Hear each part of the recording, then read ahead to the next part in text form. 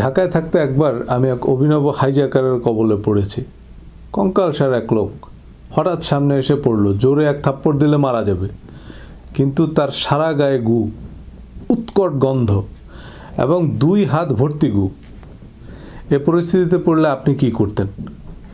হিরোশিমায় বোমা হামলার পর জাপান যেভাবে নিঃশর্ত আত্মসমর্পণ করলো, আমিও আমার সর্বশেষ এই গুওয়ালা ভদ্রলোককে দিয়ে কেটে পড়লাম, কারণ এই অব্যর্থ রণকৌশল মোকাবেলার পদ্ধতি আমার জানা নেই। এই ভিডিওতে আমি দেখাবো আমাদের তথাকথিত শাইখুল হাদিসরা সারা গায়ে গু মেখে এবং 2 হাত ভর্তি গু নিয়ে কীভাবে নবীর সুন্নার তালিম দিচ্ছে। আমার বই প্রসঙ্গে ওস্তাজে মোহতারামের প্রধান অভিযোগ, পশ্চিমবঙ্গের হাদিসবিদ রাহুল ব্রাদারের অশ্লীল আক্রমণাত্মক বক্তব্যের বিপরীতে আমি জাপানের মতো নিঃশর্ত আত্মসমর্পণ করব। কেউ যখন তার বন্দুকের বেয়োনেট ব্যবহার করে, বুঝবেন তার বন্দুকে গুলি নেই, আর যখন দাঁত দিয়ে কামড়ায় তখন বুঝবেন তার বন্দুক বেয়োনেট কিছুই নেই। ভাই, আপনি যত বড় ফুটবলারই হন, আপনি বল ছাড়া গোল দিবেন কিভাবে? একটা অযৌক্তিক বিষয়ের পক্ষে যুক্তি দিবেন কিভাবে? এজন্যই যেই প্রশ্নই করবেন উত্তর হচ্ছে কত বড় গাধা, হাদিস সংরক্ষণের সামান্যতম ইতিহাস জানে না, আবার বই লিখে বসে আছে, মূর্খ, ইহুদির দালাল, নাস্তিক, পথভ্রষ্ট, মুতাজিলা, চক্রান্ত, গভীর ষড়যন্ত্র, পানিতে চুবাও, 2 টুকরা করো, জুতা পিটা করো, কিন্তু এগুলো একটাও আপনার প্রশ্নের উত্তর নয়। এই ভিডিওতে আমি প্রসঙ্গক্রমে উদাহরণসহ দেখাবো হাদিসের চোরাবালিতে পা দিলে যে আপনি জায়গায় তলিয়ে যাবেন। তাবেই না তাবি, মুয়াত্তা মালিকের ভূমিকা কি উনি লিখেছেন না লিখেননি, এ নিয়ে গালিগালাজের বিপরীতে মুয়াত্তা মালিকের শিষ্টাচার ও উত্তম কথা বলার হাদিসগুলো দেখাবো। হাদিস শাস্ত্রের সব গবেষকরা মুয়াত্তা মালিক সম্পর্কে জানে না, জানার প্রয়োজনও নেই। ইমাম মালিকের নাম জানতে হবে কেন? আমি যদি হার্ডকোর প্রশ্ন করি, ইমাম মালিককে হাদিস সংগ্রহ করতে বলেছে কে? ইমাম বুখারী কীভাবে বুঝলেন যে হাদিস সংকলনের দায়িত্ব ওনার উপর পড়েছে? রাহুল ব্রাদারের দাবি অনুযায়ী কোরআন এবং হাদিস যদি একটি পাখির 2টি ডানার মতো হয়, তবে এসব হাদিসের সংগ্রহ, সংকলন এবং সংরক্ষণও কোরআনের মতোই অপরিহার্য। কিন্তু কোরআনের কোন আয়াতে এসব হাদিস সংগ্রহ, সংরক্ষণের নির্দেশ দেওয়া হয়েছে? নবীজি যদি হাদিস সংরক্ষণের নির্দেশ দিয়ে যেতেন, তাহলে সে নির্দেশ ইমাম মালিক বা ইমাম বুখারীর আগে খলিফা হজরত আবু বকর এবং খলিফা হজরত ওমরের উপর বর্তায় না? খোলাফায়ে রাশিদিন বা নবীজির প্রধান সাহাবীরা এত গুরুত্বপূর্ণ, তাৎপর্যপূর্ণ নির্দেশ অমান্য করলেন কেন? হাদিস নাকি কোরআনের মতোই ওহী, তো সেই ওহীর সংরক্ষণে খোলাফায়ে রাশিদিন কোনো উদ্যোগ নিলেন না কেন? 100 বছর পর ইমাম মালিকরা অসম্ভবকে সম্ভব করতে জীবন উৎসর্গ করলেন, কিন্তু খোলাফায়ে রাশিদিনের জন্য এই কাজটা কত সহজ ছিল। কিন্তু এই সহজ কাজটা ওনারা করলেন না কেন? কারণ খুব পরিষ্কার, নবীজি তাদের এই নির্দেশ দেননি। হজরত আবু বকর অ্যাডমিনিস্ট্রেশন হাদিস সংগ্রহ করলে তা হতো কনসাইজ, কনক্রিট এবং কমপ্লিট। কোনো কাজ কমপ্লিট না হলে সেটা কি কাজ বলে ধরা হয়?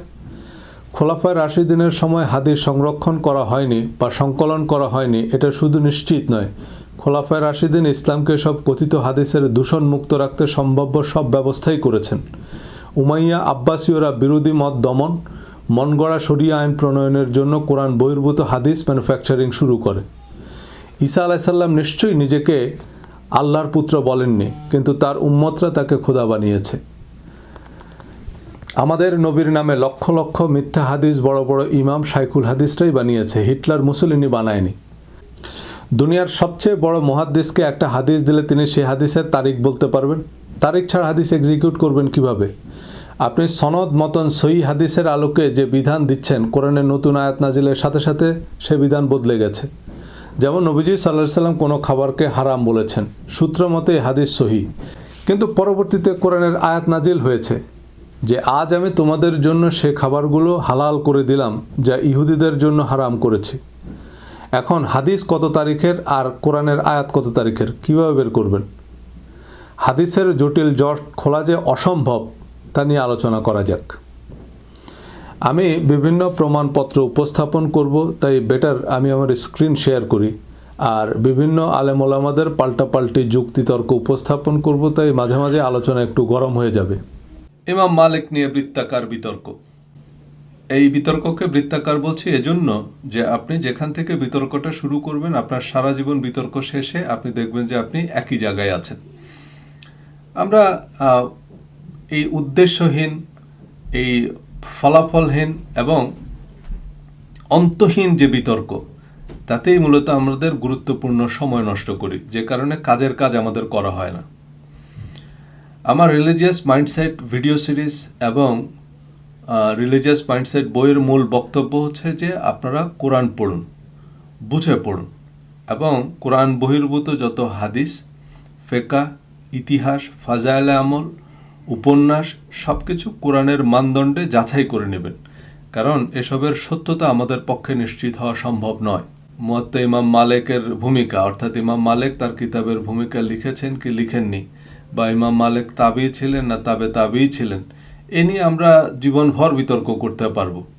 এবং এই বিতর্ক করতে গিয়ে আমরা যেটা করি সেটা হচ্ছে আমরা শেষ পর্যন্ত ওই মুয়াত্তা মালিকের যে হাদিস, সে হাদিসগুলো আমরা মানি না।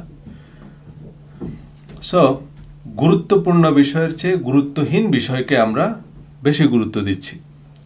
চলুন আমার বই এবং এই ভিডিও সিরিজ নিয়ে এই যাবৎকালে প্রাপ্ত সবচেয়ে গুরুতর অভিযোগ বলছি যে ন্যূনতম দায়িত্বশীল যারা, তাদের কাছ থেকে প্রাপ্ত অভিযোগ, এবং এই অভিযোগগুলোকে আমি আমলে নিচ্ছি এবং এজন্যই আমি এই অভিযোগগুলোকে অ্যাড্রেস করার চেষ্টা করব এই ভিডিওতে। চলুন, ইউসুফ আল ওবায়দি, ওনার সাথে আমার ব্যক্তিগত পরিচয় নেই, তবে উনি রকমারি থেকে আমার বইটি কিনেছেন, পড়েছেন এবং রকমারিতেই উনি একটা রিভিউ দিয়েছেন, অবশ্যই নেগেটিভ রিভিউ, এবং উনি 1 স্টার রেটিং দিয়েছেন। সো প্রথমতই উনি ওনার অবস্থানটা বুঝিয়ে দিয়েছেন যে উনি আমাকে ওনার শত্রু হিসেবেই বিবেচনা করছেন এবং সেই হিসাবেই উনি রিভিউটা লিখছেন। যেমন একটা হচ্ছে যে কোনো একটা বইয়ে যদি আপনি একটা ভুল খুঁজে পান, সেক্ষেত্রে আপনি যদি লেখককে আপনার প্রতিপক্ষ মনে না করেন, একটা নর্মাল কার্টিসি হচ্ছে যেটা, সেটা হচ্ছে আপনি তাকে জানাতে পারেন যে আপনার বইটা আমি কিনেছি, কিন্তু এই তথ্যটা ঠিক না, বা এই ইনফরমেশনটা আপনি ভুল দিয়েছেন। সেটা অবশ্যই অনেকেই জানিয়েছেন আমাকে এবং সেগুলো সময়ের সাথে সাথে কারেকশন করা হচ্ছে, এটা একটা স্বাভাবিক প্রক্রিয়া। তো প্রথমে উনি ওনার অবস্থানটা বুঝিয়ে দিয়েছেন যে উনি হচ্ছেন আমার প্রতিপক্ষ, বা আমাকে তিনি প্রতিপক্ষ হিসেবেই বিবেচনা করছেন আর কি। আচ্ছা, সর্বপ্রথম ইমাম মালিক হাদিস সংগ্রহ সংকলনের সফল ও আনুষ্ঠানিক উদ্যোগ নেন। তিনি মদিনার অধিবাসী ছিলেন, 93 হিজরিতে জন্ম, অর্থাৎ নবীজির ইন্তেকালের 83 বছর পর জন্ম। যাই হোক, মূল আর্গুমেন্টটা হচ্ছে যে তিনি 1 লক্ষ হাদিস থেকে যাচাই বাছাই করে 1800 হাদিস মুয়াত্তা স্থান দিয়েছেন, বাকি 98,000 হাদিস তার মিথ্যা বা বানোয়াট মনে হয়েছে। সো আমার আর্গুমেন্টটা হচ্ছে নবীজির ইন্তেকালের প্রথম শতকেই, সাহাবি তাবেঈদের যুগেই, খোদ মদিনাতেই যদি 1800 হাদিসের বিপরীতে লক্ষাধিক বানোয়াট কথা রটতে পারে, সলফে সালেহিনরাই রটাতে পারে, তো 1500 বছর পর ঢাকা বা নিউ ইয়র্কের অবস্থা কি হতে পারে। সো আমার মূলত এই হাদিস সংগ্রহ এবং সংকলনের ক্ষেত্রে যে ইনকনসিস্টেন্সি, এইটা যে কোরআনের মতো আপনার নির্ভুল নির্ভেজাল নয়, সেটা প্রমাণ করাই হচ্ছে মূল উদ্দেশ্য। এবং যে একই কারণে, সঙ্গত কারণেই এটা রিলিজিয়াস প্রভিশন হতে পারে না, কারণ রিলিজিয়াস প্রভিশন হতে হবে অবিতর্কিত। কোরআনের কোনো আয়াত নিয়ে কারো কোনো বিতর্ক নাই, কারণ কোরআন হাদিসের মতো সংরক্ষিত হয়নি। যদিও অনেকে বলে যে কোরআন তো সাহাবীদের মাধ্যমে সংরক্ষিত হয়েছে। সো কোরআন যদি সাহাবীদের মাধ্যমে সংরক্ষিত হয়, তাহলে কুল হুয়াল্লাহু আহাদ এই আয়াত নবীজির কাছ থেকে কোন সাহাবী শুনেছেন, তার কাছ থেকে কোন সাহাবী শুনেছেন, তার কাছ থেকে কোন সাহাবী শুনেছেন, কোন ইমাম এটা অথেন্টিকেট করেছেন, কোন ইমাম এটাকে সহি বলেছেন, কোন মুহাদ্দিস এটাকে জাল বলেছেন। তাহলে কোনো সাহাবীর নাম নাই, কোনো তাবের নাম নাই, কোনো ইমামের অথেন্টিকেশন সার্টিফিকেট নাই, কিন্তু কোরআনের একটা আয়াত নিয়ে কেউ আজ পর্যন্ত প্রশ্ন তোলেনি। তার মানে এইটার হেফাজতকারী হচ্ছেন স্বয়ং আল্লাহ। সো কোরআনের সাথে হাদিসের তুলনা চলে না। সো এখানে উনি আমার ভুল যেটা ধরেছেন, তো ইমাম মালিক যখন ওনার কিতাবের কোনো ভূমিকাই লিখেননি, তাহলে তিনি এ বক্তব্য দিয়েছেন এমন দাবি করাটা কতটা ভয়ঙ্কর রকমের প্রতারণা বা অজ্ঞতা, তা চিন্তা করার দায়ভার আমি আপনাদের উপর ছেড়ে দিলাম। তো ওনার কথা হচ্ছে যে ইমাম মালিক ওনার কিতাবে ভূমিকা লেখেননি, কিন্তু 1,00,000 হাদিস সংগ্রহ করেছেন, সেখান থেকে 98,000 ফেলে দিয়েছেন। এ বিষয়ে ওনার আপত্তি নেই। ওনার আপত্তি হচ্ছে ভূমিকা লিখেছেন কি লিখেননি। হাদিস শাস্ত্রে সামান্য জ্ঞান রয়েছে এমন ব্যক্তিও জানে ইমাম মালিক রহমতুল্লাহ আলাইহি তাবি তথা দ্বিতীয় প্রজন্মের মুসলিম নয়। হাদিস শাস্ত্রে সামান্য জ্ঞান রয়েছে এমন ব্যক্তিও জানে এই তথ্যটা ঠিক নয়। হাদিস শাস্ত্রে সামান্য জ্ঞান না, হাদিস শাস্ত্রে কামেল পাশ করেছে এবং হাদিস শাস্ত্র কামেলে ফার্স্ট ক্লাস পাওয়া অনেকে আছে, তারা মুয়াত্তা মালিকের নামও জানে না। কেন জানে না সেটা আমি বলি। প্রথমত উনি যেটা বলেছেন ওনারটা আবার ঠিক আছে, সেটা হচ্ছে ওনার কোম্পানির হাদিস শাস্ত্রে যাদের সামান্য জ্ঞান আছে তারা জানে। ইমাম মালিক নিজেই কিন্তু ইমাম মালিকের কিতাবকে সহিহ হাদিসের কিতাব বলেননি। যেমন আপনারা যদি উইকিপিডিয়ায় সার্চ করেন তাহলে তথ্যের সত্যতা পাবেন যে তিনি প্রায় 1,00,000 হাদিস থেকে যাচাই বাছাই করে প্রায় 1,900 হাদিস সংকলন করেছেন। আরও বর্ণনায় ভিন্ন মত আছে, কোথাও 1700 আছে, কোথাও 1650 আছে, কোথাও 1750 আছে। সো যাই হোক, আমি একটা অ্যাভারেজ 1800 নিয়েছি, এগুলো অ্যাপ্রক্সিমেট। এবং ইমাম মালিক যে তার হাদিস গ্রন্থকে সহিহ হাদিসের কিতাব বলেননি, সেটা কিন্তু একেবারে এই উইকিপিডিয়ার এই স্ক্রিনশটের মধ্যেই দেয়া আছে। এটার মধ্যে 200 মুরসাল হাদিস আছে, তারপরে 250 মাকতু হাদিস আছে। মাকতু হাদিস হচ্ছে এটা তাবেঈদের স্টেটমেন্ট, মানে এটা নবীজির বক্তব্য না। আমি এই শায়খের যে পোস্ট তার নিচের যে কমেন্টগুলো সেগুলো আজকের এই ভিডিওতে অ্যানালাইসিস করে দেখাবো, যে ওনাকে যখন একজন উত্তর দিলেন তো সেটার উনি আবার কি পাল্টা উত্তর দিলেন। তা আমিও যদি ওনার সাথে ডিবেট করি তাহলে ডিবেটটা কেমন হবে সেটা আশা করি আপনারা আন্দাজ করতে পারবেন। একটা ওয়েবসাইটে আমি যে জিনিসটা দেখলাম, এবং এটা মোটামুটি আমরা সবাই জানি, বা আপনি চাইলে এই শায়খের ফেসবুক পেজে গিয়ে শায়ককেও জিজ্ঞেস করতে পারেন যে সর্বশেষ সাহাবী ইন্তেকাল করেছেন কত হিজরিতে। যেমন এখানে একজন সাহাবীর কথা আছে আবু তোফাইল, তিনি কত হিজরিতে ইন্তেকাল করেছেন সে সম্পর্কে 3টা মত আছে। একটা হচ্ছে 100 হিজরি, একটা হচ্ছে 107 হিজরি, একজন ঐতিহাসিক বললেন 110 হিজরি। তাহলে দেখেন সর্বশেষ সাহাবী কবে ইন্তেকাল করেছেন এই মর্মে ঐতিহাসিকদের মধ্যে 3 দল আছে। তো আমি তো ভাই ঐতিহাসিক না, আমি তো ইউটিউবার, আমি তো ডিজিটাল মার্কেটিং কনসালটেন্ট, আমি তো এই হিসাবের মধ্যেই পড়ি না। সো যারা ঐতিহাসিক তাদের মধ্যে 3 গ্রুপ, সর্বশেষ সাহাবী কবে মারা গেছেন, সর্বশেষ সাহাবী কবে ইন্তেকাল করেছেন। এর মধ্যে আদ-দাহাবি যেটা says the correct opinion is that he died in 110th হিজরি, অর্থাৎ সর্বশেষ সাহাবী 110 হিজরিতে ইন্তেকাল করেছেন বলে প্রতিষ্ঠিত মত আছে। তো ইমাম মালিকের জন্ম হচ্ছে 93 হিজরিতে। তো সর্বশেষ সাহাবী যদি 110 হিজরিতে ইন্তেকাল করেন তাহলে তখন ইমাম মালিকের বয়স ছিল 17 বছর। এবং আরেকটা বর্ণনায় আছে ইমাম মালিক 17 বছর, একটু পরে দেখাবো। সর্বশেষ ইমাম মালিক 17 বছর বয়সে হাদিস শাস্ত্রে পাণ্ডিত্য অর্জন করেন। তাইলে যিনি মদিনায় জন্মেছেন, মদিনায় বেড়ে উঠেছেন, 17 বছর বয়সে হাদিস শাস্ত্রে পাণ্ডিত্য অর্জন করেছেন, এবং এই যখন সর্বশেষ সাহাবী ইন্তেকাল করেন তখন ওনার বয়স 17 বছর ছিল। এখন উনি কোনো সাহাবীর সাথে ওনার দেখা হয়েছে কিনা, সে সময় তিনি বালেগ ছিলেন কিনা, এগুলো তো বহু দূর। ইমাম মালিক নামে কেউ দুনিয়াতে ছিল এটাও আপনার আমার পক্ষে নিশ্চিত হওয়া সম্ভব না, এবং এটা আমাদের নিশ্চিত হওয়া খুব বেশি জরুরিও না। দেখুন, মাদ্রাসায় যারা কামেল পাশ করে, আমি বলেছি মূল ধারার মাদ্রাসা, মানে মাদ্রাসার শিক্ষা বোর্ডের অধীনে যে মাদ্রাসাগুলো, সেখানে যে কামেল পরীক্ষা হয় তাতে মুয়াত্তা মালিক পড়ানো হয় না। কেন পড়ানো হয় না? কারণ প্রথমত আমাদের দেশের মাদ্রাসা যারা মূল ধারার আলেম তারা হচ্ছে সব হানাফি, মানে হানাফি মাজহাবের আলেম। সেখানে যত ফাতোয়ার কিতাব পড়ানো হয় এগুলো হচ্ছে হানাফি মাজহাবের ফাতোয়ার কিতাব। সো মুয়াত্তা ইমাম মালিক, এবং ইমাম মালিকের কিন্তু আবার নিজের আলাদা মাজহাব, মালিকি মাজহাব। দেখেন আমাদের দেশে যত ঝগড়া এই হুজুরদের মধ্যে, দেখবেন কে নাভির উপরে হাত বাঁধবে না বুকের উপরে হাত বাঁধবে। মালিকি মাজহাবের নিয়ম হচ্ছে আপনি হাত বাঁধবেনই না। আর্মিদের মতো যেরকম ওই যে আরামে দাঁড়ায়, 2 হাত 2 দিকে ছেড়ে দেয়, এরকম তারা হাত বাঁধেই না, তাদের হাত ছাড়া থাকে। তারপরে মালিকি মাজহাবের সাথে হানাফি মাজহাবের উল্লেখযোগ্য পার্থক্য আছে। এবং এই মূল ধারার যে মাদ্রাসা, মানে যেগুলোকে আমরা আলিয়া মাদ্রাসা বলি, কওমি মাদ্রাসার শিক্ষকরা বা ছাত্ররা এই মাদ্রাসাগুলোকে মাদ্রাসাই মনে করে না। আলিয়া মাদ্রাসাকে তারা মনে করে এটা ব্রিটিশদের চক্রান্ত। আর বিভিন্ন বিশ্ববিদ্যালয়ের ইসলামিক স্টাডিজ ডিপার্টমেন্টকে তো তারা ইসলামের সাথে সম্পর্কিত কিছুই মনে করে না, তারা মনে করে এটা ইতিহাস ভূগোলের মতো একটা ডিপার্টমেন্ট, সেখানে তারা কি পড়তেছে এগুলো দুনিয়া আখেরাতে কোনো কাজেই লাগবে না। এজন্যই তারা এই যে কওমি মাদ্রাসা, আপনার এই যে হাটহাজারি বা দেওবন্দ, তারা মূল ধারার সাথে সম্পৃক্ত না, তাদের এই দুনিয়ার সার্টিফিকেট দরকার নেই। চলেন তাহলে আমরা প্রথমে দেখলাম যে ইমাম মালিকের তাবেঈ হওয়ার পসিবিলিটি আছে, বাট আমি তো গ্যারান্টি দিতে পারবো না, আমি কিভাবে এটা প্রমাণ করব। এখন একজন আমার কাছ থেকে প্রমাণ চেয়েছেন, দেখেন। প্রথম কথা, ইমাম মালিক রাহিমাহুল্লাহ তিনি তাবেঈ ছিলেন, তিনি কোথায় পড়েছেন? কোরআনে কোনো আয়াতে আছে যে তিনি বলেছেন যে তিনি মালিক কি ছিলেন, বা কোনো হাদিস দ্বারা কি প্রমাণিত? আচ্ছা, এখন ইমাম মালিক তাবেঈ ছিলেন কি তাবেঈ ছিলেন এই কথা তো কোরআনে থাকা সম্ভব নয়, এবং এই কথা হাদিসেও থাকা সম্ভব নয়। ওনার এই প্রশ্নের উত্তর আমি কি দিব আমি অবশ্য ঠিক বুঝতে পারছি না। যাই হোক, হারুন মেহেদি এই প্রশ্নের উত্তর দিয়েছেন, উনি কেন্ট ইউনিভার্সিটিতে পিএইচডি করেন, উনিও মাদ্রাসায় পড়েছেন এক সময়। এনিওয়ে, উনি রিপ্লাই দিলেন যে এই লোক এসব কি বলে।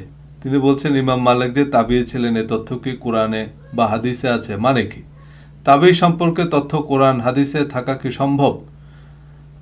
একটা বলদ প্রকৃতির লোক।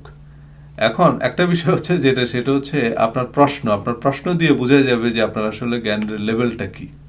আপনার এই যে মোহাম্মদ ফারুক ওনার ভিডিওতে কমেন্ট করেছেন যে প্রথমেই তো শিরক করলো, একটা পাখির দুটি ডানা, একটা ছাড়া আর একটা অচল। মনে রাখবেন, এই কোরআন এবং হাদিস একটা পাখির দুটো ডানার মতো, একটা পাখির দুটো ডানার মতো। দেখুন, প্রথমে আমরা যদি এই রাহুল ব্রাদারের বক্তব্যকে কেন আমি সিরিয়াসলি নিচ্ছি, but he is now a big figure, উনি অনেক বড় ওয়াইজেন। এই যে আপনি দেখতেছেন 3,71,000 হচ্ছে ফলোয়ার, এবং মোটামুটি অনেক বড় বড় অনুষ্ঠানে উনি বক্তব্য দেন, অনেক বড় ওয়াইজেন, ওনার শিডিউল পাওয়া যায় না সহজে। সো এই যে অনেক বড় বড় শায়কদের সাথে মোটামুটি ওনার চলাফেরা আর কি। যাই হোক, রাহুল ব্রাদারের পুরো ভিডিওটা তো আর আমার পক্ষে দেখানো সম্ভব নয়, আপনারা ওনার পেজে গিয়ে দেখে নিতে পারেন। প্রায় 30 মিনিটের ভিডিওতে উনি বেশিরভাগ সময় মোটামুটি গালাগালি করলেন। আরেকটা অভিযোগ, ইমাম মালিকের নিকটে নাকি 98,000 মিথ্যা বানট মনে হয়েছে, তার জন্য তার মুওয়াত্তাতে নিয়ে আসেনি। এটা মিথ্যুক, এটা প্রতারক, এবং অজ্ঞতার কারণে এসব কথা বলছে, নচেত তিনি মিথ্যুক, অন্য কোনো তার উদ্দেশ্য আছে, অন্য কোনো মিশন আছে। তার মূল আর্গুমেন্টটাই ভিত্তিহীন, কোনো দলিল প্রমাণ ছাড়াই কথা বলছে। তারপরে আমি বলেছি 1 লক্ষ সনদ জানা, মানে ইমাম বুখারী 6 লক্ষ সনদ জানতেন। হাদিস ইমাম বুখারী মুহাদ্দিসদের নিকটে হাদিসের পরিভাষা মানে সনদ জানা, আর মূল মেসেজ থাকতে পারে 10,000, কিন্তু সনদ থাকতে পারে 6 লক্ষ। এতটা মূর্খ জানে না। তার আর্গুমেন্টটা, তার দলিলটা, তার প্রমাণটা, মূল উৎস যদি বাতিল হয়, তার বাকি যত যুক্তি দেবে অনার্থক, সবগুলো এমনি ভিত দুর্বল হয়ে যাবে, মাকড়সার জালের মতো দুর্বল হয়ে যাবে। কেন তার মূল আর্গুমেন্ট, মূল দলিল এটা যদি মিথ্যা, ধোঁকাবাজি, প্রতারণা হয়, তাহলে তার বাকি কথাগুলো তো অটোমেটিক এটা মানে ভিত্তিহীন হয়ে যাবে। এই নীতি, এই নিয়ম, এই উসুল আপনারা সকলে জানেন। আসেন তারপরে কথা শুনি। জি, এই নীতি, এই নিয়ম, এই উসুল আমরা সবাই জানি। এ পর্যন্ত যারাই কারো মতের বিরুদ্ধে কথা বলেছে, আমরা খুব তড়িঘড়ি করে তাদেরকে নাস্তিক প্রমাণ করে দিতে পারলেই তাদের আর বাকি কোনো কথাবার্তার জবাব আমাকে দেয়া লাগছে না। সনদ জানা এবং মতন জানা, এই যে ইমাম মালিক 1 লক্ষ হাদিসের সনদ জানতেন, আর মতন হচ্ছে 1800। এটা আমি জানি না ওনার আসলে হাদিস শাস্ত্রে জ্ঞান কতটুকু। ওনার একটা ভিডিওতে আমি দেখেছি যে ওনার বাড়ি হচ্ছে মূলত কলকাতায়, তো উনি পড়াশোনা করেছেন ইতিহাসে। ইতিহাস বলতে ইন্ডিয়ায় যে ইতিহাস পড়ানো হয় আর কি, এই ইতিহাস, এটা হচ্ছে ওনার একাডেমিক ব্যাকগ্রাউন্ড। বাট উনি ইসলাম ধর্ম সম্পর্কে জেনেছেন হচ্ছে মূলত এই স্বশিক্ষিত আর কি, নিজে পড়ে। এনিওয়ে, তো সনদ মতন সম্পর্কে উনি যে বক্তব্যটা দিয়েছেন, দেখুন, আমি আমার হাদিসের একেবারে প্রথম যে লেকচার, এই উনি যে ভিডিওটা থেকে আমার সমালোচনা করছেন, এটা হচ্ছে আসলে হাদিস নিয়ে আমার 5ম ভিডিও। হাদিস নিয়ে আমার প্রথম ভিডিও যেটা, সেটাতেই আমি কিন্তু এইসব হাদিসের টার্মিনোলজিগুলো ব্যাখ্যা করেছি। এখন ওনার বিষয়টা হচ্ছে সেটা হচ্ছে আমরা কাছাকাছি বয়সের, কিন্তু পড়াশোনা আমি একটু লাভ দিছিলাম। আমি 5 থেকে দাখিল পরীক্ষা দিয়ে দিচ্ছি, মধ্যখানে আর পড়িনি, এই জন্য আমি ওদের থেকে সিনিয়র হয়ে গেছি অনেক। তো উনিও এরকম শায়খের মতো ওই ক্লাস 5 থেকে মেট্রিক পরীক্ষা দিয়ে দিছে, তো ওনার ওই মাঝখানে জিনিসগুলো আর জানা হয় নাই আর কি। আমার হাদিসের প্রথম ভিডিওতেই এই সনদ মতন নিয়ে কথা বলেছি, এই বেসিক টার্মগুলো আমি পরিষ্কার করেছি। সো যারা ধারাবাহিকভাবে আমার ভিডিওগুলো দেখেছেন বা যারা আমার বই পড়েছেন তারা জানেন। এখন উনি বিক্ষিপ্তভাবে বিচ্ছিন্নভাবে আমার 3 মিনিট নিয়ে এরপর হচ্ছে বেশিরভাগ সময় উনি আমাকে শুধু গালিগালাজি করলেন যে মূর্খ, প্রতারক, হাদিস ইতিহাস জানে না, ভূগোল জানে না, পরিণীতি জানে না, হাদিসের বিজ্ঞান জানে না, কেমিস্ট্রি জানে না, ইত্যাদি ইত্যাদি বললেন। কিন্তু মূল যে বক্তব্যটা যে ইমাম মালিক 1 লক্ষ হাদিস জানতেন বা 1 লক্ষ হাদিস সংগ্রহ করেছেন, কিন্তু সেখান থেকে ওনার মুয়াত্তায় হাদিস আছে 1800, বাকি যে 98,000 প্লাস হাদিস, সে হাদিসগুলো কই? সে হাদিসগুলোর কিন্তু কোনো অস্তিত্ব নেই। এখন কথিত আছে যে ইমাম বুখারী 6 লক্ষ হাদিস জানতেন, কিন্তু ওনার কিতাবে হাদিস আছে অ্যারাউন্ড 7,000, আর বাকি হাদিসগুলো কই? ইমাম আহমদ ইবনে হাম্বল সম্পর্কে বলা হচ্ছে যে উনি 7 লাখ হাদিস জানতেন, আবার কোনো কোনো হুজুর বলতেছেন যে উনি 13 লাখ হাদিস জানতেন, কিন্তু ওনার কিতাবে হাদিস আছে অ্যারাউন্ড 40,000। তো বাকি হাদিসগুলো গেল কই? তো উনি যে ব্যাখ্যাটা দিলেন সেটা হচ্ছে উনি 7 লাখ হাদিস জানতেন মানে 7 লাখ হাদিসের সনদ জানতেন, বা 1 লাখ হাদিস জানতেন মানে 1 লাখ হাদিসের সনদ জানতেন, বাকি যে 1800 এটা হচ্ছে মতন। সনদ মতন মানে কি? আমি বারবার বলেছি যে সারা দুনিয়ার যত হাদিস গ্রন্থে যত হাদিস আছে, সিঙ্গেল ফ্যাক্ট অ্যান্ড অ্যাক্ট অনুযায়ী হাদিস আছে 3,500 অ্যাপ্রক্সিমেট। এই সিঙ্গেল ফ্যাক্ট অ্যান্ড অ্যাক্ট এটাকেই আরবিতে বলে মতন। মতন মানে হচ্ছে স্টেটমেন্ট। যেমন তোমরা দাড়ি বড় করো, গোপ ছোট করো, এটা হচ্ছে একটা স্টেটমেন্ট। এখন এই স্টেটমেন্টটা ধরেন 100 জন সাহাবী বর্ণনা করছে, তাহলে সূত্র 100টা বা সনদ 100টা। সনদ মানে হচ্ছে সূত্র। সো সূত্র হচ্ছে 100, কিন্তু স্টেটমেন্ট হচ্ছে একটা, বক্তব্য একটা। ইমাম বুখারী 6 লাখ হাদিস জানতেন, সেখান থেকে উনি 7,000 হাদিস ওনার কিতাবে রেখেছেন, এটা হচ্ছে মতন। এটা সত্যি না। আপনারা উইকিপিডিয়ায়ও যদি সার্চ দেন, বাংলায় বুখারী শরীফ লিখে, তাহলেই পাবেন যে বুখারী শরীফের মধ্যে যে 7,000 হাদিস আছে তার মধ্যেই সিঙ্গেল ফ্যাক্ট অ্যান্ড অ্যাক্ট অনুযায়ী মানে ইউনিক হাদিস আছে 2230টা। তার মানে এই 2230টাই হচ্ছে মতন। তার মানে একই স্টেটমেন্ট ইমাম বুখারী অন্তত 3টা আলাদা আলাদা সূত্র থেকে বর্ণনা করেছেন। তাহলে এই যে সনদ মতন নিয়ে উনি যে বক্তব্যটা দিলেন, এটা মোটামুটি আন্দারে হাইকোর্ট দেখানো। এটা হয় উনি নিজে জানে না, অথবা উনি বুঝতেছে যে আমার বক্তব্য যারা শুনতেছে তারা হাদিস সম্পর্কে কিছুই জানে না, তাদেরকে আমি যা বলবো তারা সেটাকেই বিরিয়ানি মনে করে খাবে। আমরা চলেন একটু এই শায়খের আলোচনায় যাই। শায়খ হাদিস শাস্ত্রে পণ্ডিত ব্যক্তি বলেই মনে হচ্ছে আর কি, অ্যাটলিস্ট ওনার সম্পর্কে আমি ওনার প্রোফাইল ঘেটে যেটুকু বুঝলাম। কিন্তু ওনার যে পোস্ট এবং সেই পোস্টের নিচের যে কমেন্ট, সেগুলো নিয়ে আমরা একটু বোঝার চেষ্টা করি। চল দেখুন, উনি আমার বই নিয়ে যে পোস্টটা দিলেন আর কি, তার নিচে প্রথমত আমি কিছু কমেন্ট দেখাচ্ছি।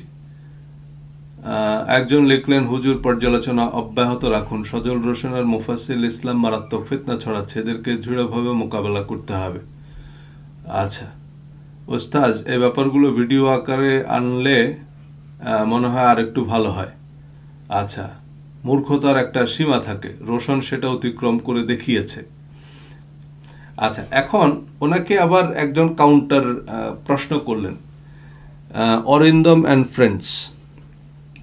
আচ্ছা, উনি ওনাকে পাল্টা প্রশ্ন করলেন যেটা, যে নিপুণভাবে এড়িয়ে গেলেন 98,000 জাল হাদিস এর প্রশ্নকে। আচ্ছা, মানে অরিন্দম অ্যান্ড ফ্রেন্ড যেটা বলতে চাচ্ছে অন বিহাফ অফ মি, যে সজল রোশনের আর্গুমেন্টটা তো আপনার এই ইমাম মালিক তাবেই ছিল কি তাবেই ছিল না সেটা নয়, বা উনি ওনার কিতাবের ভূমিকা স্বহস্তে লিখেছেন না ওনার ছাত্ররা এই তথ্য বর্ণনা করেছে সেটাও না। ওনার মূল আর্গুমেন্ট হচ্ছে উনি 1 লক্ষ হাদিস সংগ্রহ করেছেন, 98,000 হাদিস তিনি ওনার মুয়াত্তায় আনেননি। তার মানে এগুলো অবশ্যই ওনার কাছে জাল মনে হয়েছে বা ভিত্তিহীন মনে হয়েছে। সো যেমন পত্রিকার একজন সম্পাদক, পত্রিকায় প্রতিদিন যত খবর আসে, রিপোর্টাররা যত খবর নিয়ে আসে, সব খবর তো আর পরের দিন পত্রিকায় ছাপানো হয় না। এগুলো সম্পাদনা করে যেগুলোকে ভিত্তিহীন, অপ্রয়োজনীয়, অপ্রাসঙ্গিক মনে হয়, সেই খবরগুলোকে তো বাদ দেওয়া হয়। তো উনি এবার সেই প্রশ্নগুলোর কি রিপ্লাই দিলেন, সেটা আমরা একটু দেখব। এই অরিন্দম অ্যান্ড ফ্রেন্ডসের এখানে প্রায় 11টা রিপ্লাই আছে, শায়ক নিজেও রিপ্লাই দিলেন। এখন দেখুন শায়কের আরও বড় শায়ক যিনি, এই যে নূর কাসেমি নামে একজন একেবারে বোরখা পরা ঘোমটা দেয়া হুজুর, উনি লিখলেন যে সজলকে জলে ডুবাও, রোশনকে রোশনি দাও। আবার ইউসুফ আল ওবায়দি আরবিতে খুব তাজিম করে রিপ্লাই দিলেন আর কি, ওস্তাজিল আলী। দেখুন, আমি আমার বইয়ে পরিষ্কার করে বলে দিয়েছি সংবিধিবদ্ধ সতর্কীকরণ, আমি হাদিস, তাফসির, ইসলামের ইতিহাস, সাহিত্য সবই পড়ি এবং পড়তে উৎসাহ দিই।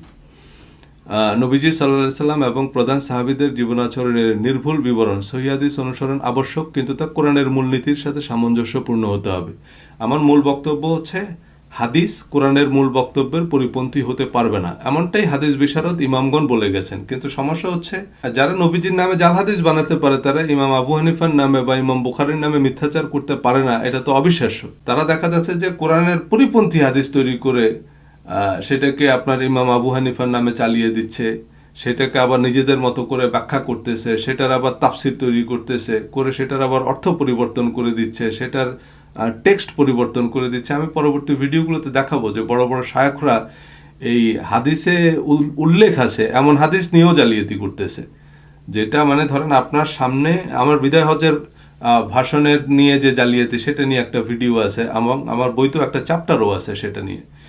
তো সেখানে আমি জিনিসগুলো নিয়ে কথা বলেছি যে দেখেন, বিদায় হজ্জের ভাষণ নিয়ে আমরা জানি যে নবীজি বিদায় হজ্জের ভাষণে বলেছেন যে আমি তোমাদের জন্য দুটি জিনিস রেখে যাচ্ছি, একটা কোরআন এবং আমার সুন্নাহ।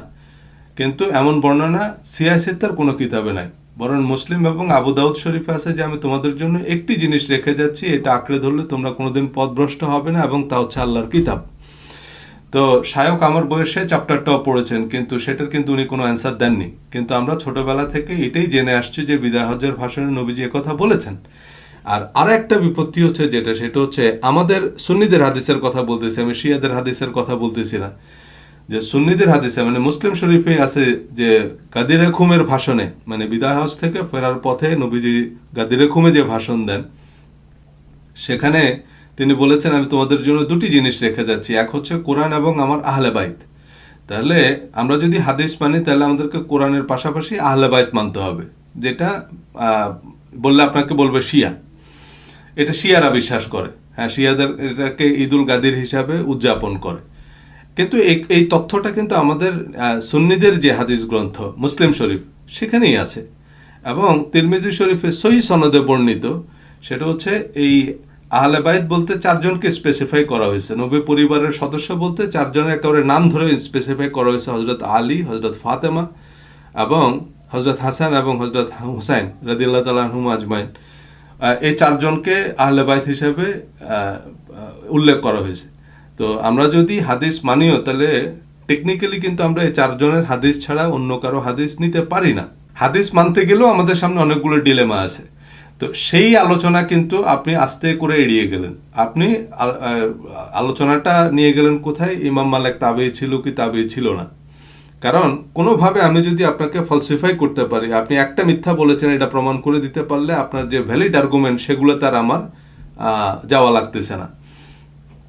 সো অনেকেই এজন্য ওই যে আপনি আমেরিকায় বসে বলতেছেন, দেখবেন বড় বড় শায়খরা প্রায় বলে এটা ওরিয়েন্টালিস্টদের একটা চক্রান্ত, এটা প্রাচ্যবিদ, এটা পাশ্চাত্য, এটা আমেরিকায়। ভাই, আমেরিকায় তাবলিগ জমাত আছে, আমেরিকায় আপনার আহলে বাইত মসজিদ আছে, আমেরিকায় শিয়া আছে, কাদিয়ানি আছে, আমেরিকায় আপনার হালাকা আছে ঘরে ঘরে, আমেরিকায় এমন কোনো তরিকা, এমন কোনো পীরের নাই যার মুরিদ নাই আমেরিকায়।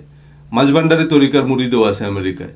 সো আমেরিকা যখনই আপনার মতের সাথে মিলবে না তখন আমেরিকা দৈত্য। কিন্তু আপনি নিজেই তো কয়েকদিন পর পর আমেরিকায় আসেন ওয়াজ করতে, তো আপনার তরিকার লোক আমেরিকায় আসে না? তো আমি তো আর আপনাকে আমেরিকার দালাল বলতেছি না, বা আপনার তরিকার যে মুরিদরা আমেরিকায় আছে তাদেরকে তো আর আপনি আমেরিকার দালাল বলতেছেন না।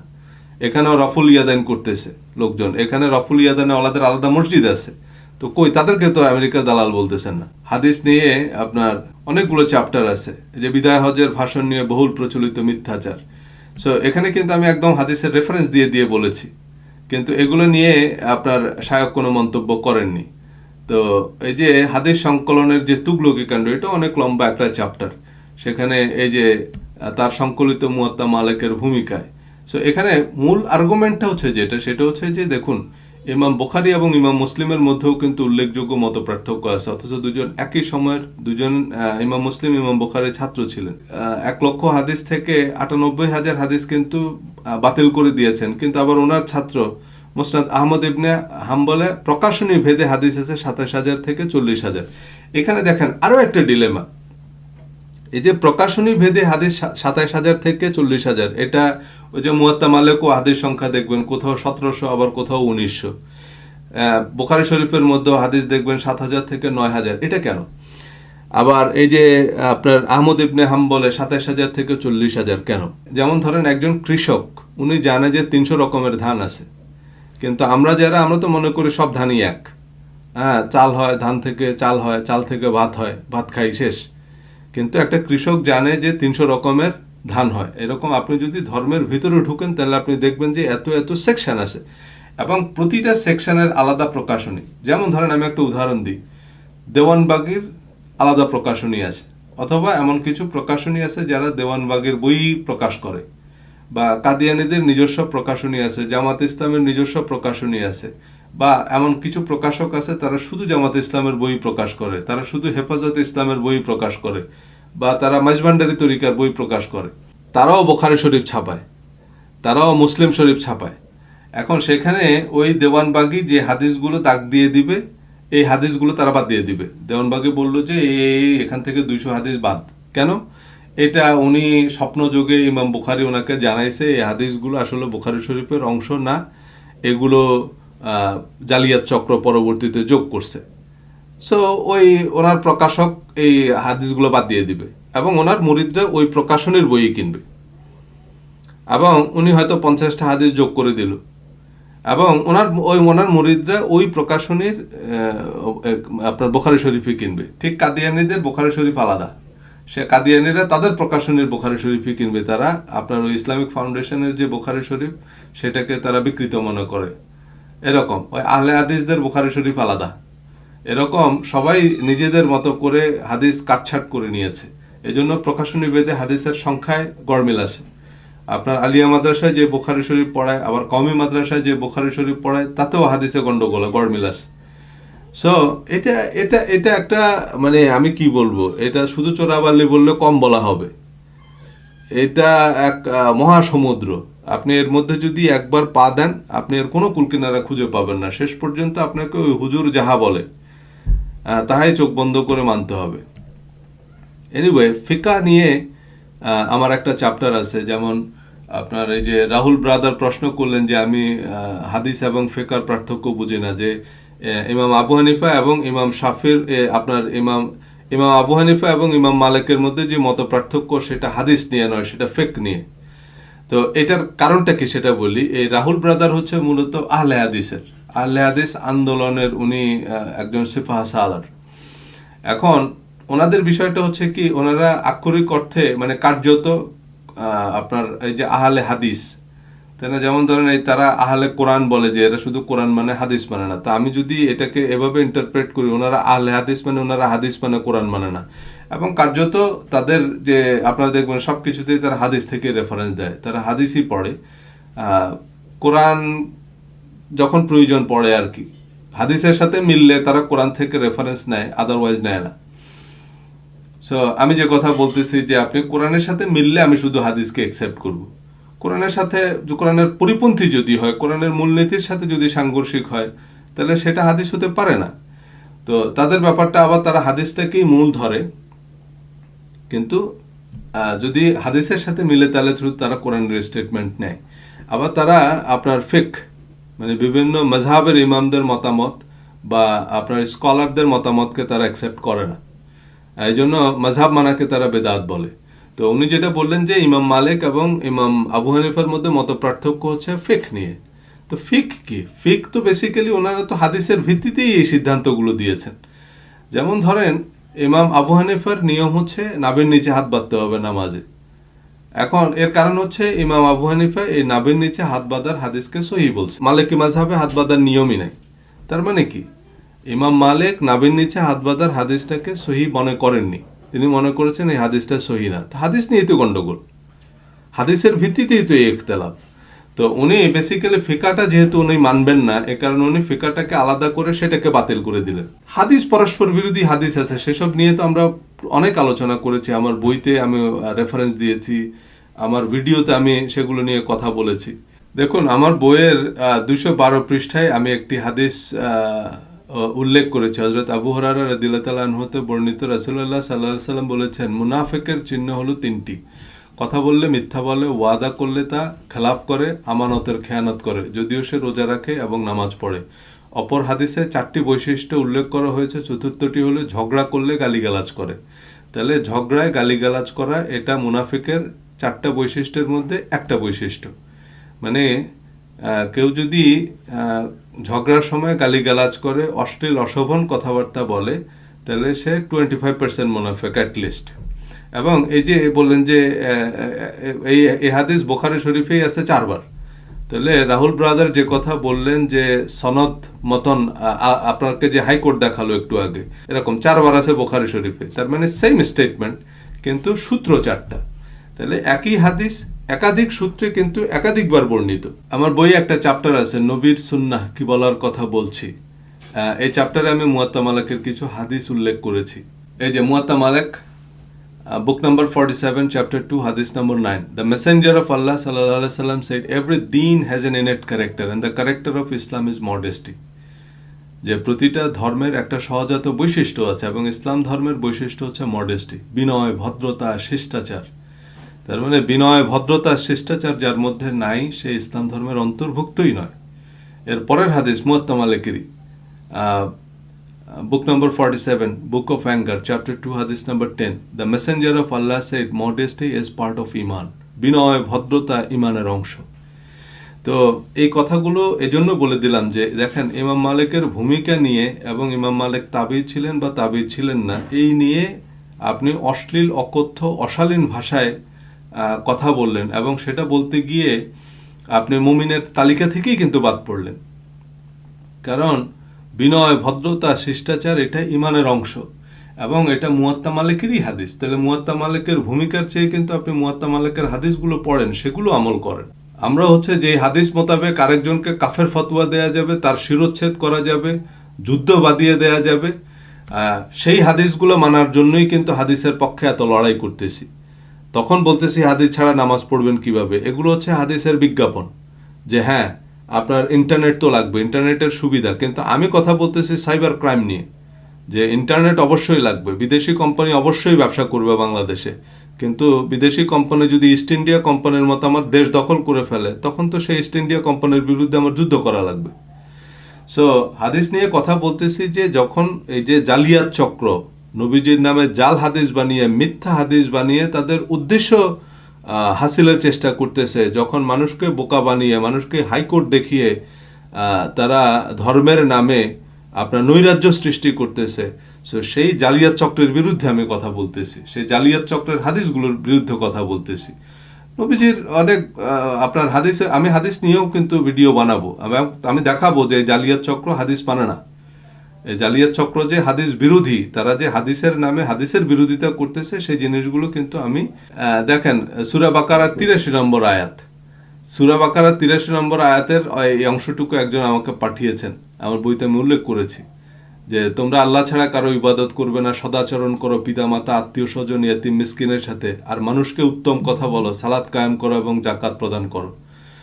তাহলে দেখেন এই তালিকা গুরুত্বের ক্রম অনুযায়ী সাজানো। 1 নম্বর আল্লাহ ছাড়া কারো ইবাদত করবে না, 2 নম্বর পিতামাতার সাথে সদাচরণ করবে, 3 নম্বর ইয়াতিমের সাথে সদাচরণ করবে, 4 নম্বর মিসকিনের সাথে ভালো আচরণ করবে, 5 নম্বর মানুষের সাথে সুন্দর কথা বলবে। সে মানুষ আস্তিক নাস্তিক যাই হোক, তার সাথে সুন্দর কথা বলতে হবে, উত্তম আচরণ করতে হবে। তারপরে বলেছে সালাত কায়েম করার কথা। তার মানে এতিম মিসকিনের সাথে সদাচরণ, মানুষকে উত্তম কথা বলাকে আল্লাহ সালাতের চেয়ে অগ্রাধিকার দিয়েছেন, কিন্তু আমাদের ইসলামে এগুলো প্রয়োজনীয় স্তম্ভ নয়। আপনি যে 2জন শায়খের বক্তব্য শুনলেন, হ্যাঁ আমি যদি ভুলও বলি, কিন্তু যেই ভুলটাকে ওনারা যেভাবে অ্যাপ্রোচ করলেন, ওনারা যেভাবে সমালোচনা করলেন, সেটা কি উত্তম কথার মধ্যে পড়লো? আপনি নবীজির হাদিস বা নবীজির সুন্নাহ মানার পক্ষে দাঁড়িয়ে যে কথাগুলো বললেন, আপনার কি মনে হয় যে ধরেন আমার এই বইটা যদি নবীজির কাছে পৌঁছাতো, তো নবীজি আমার এই ভুলগুলো কিভাবে ধরিয়ে দিতেন, তাই না? উনি তো সুন্দর কথার দ্বারা যেভাবে বললে মানুষ খুশি হবে এমনভাবেই মানুষের ভুলগুলো ধরিয়ে দিতেন।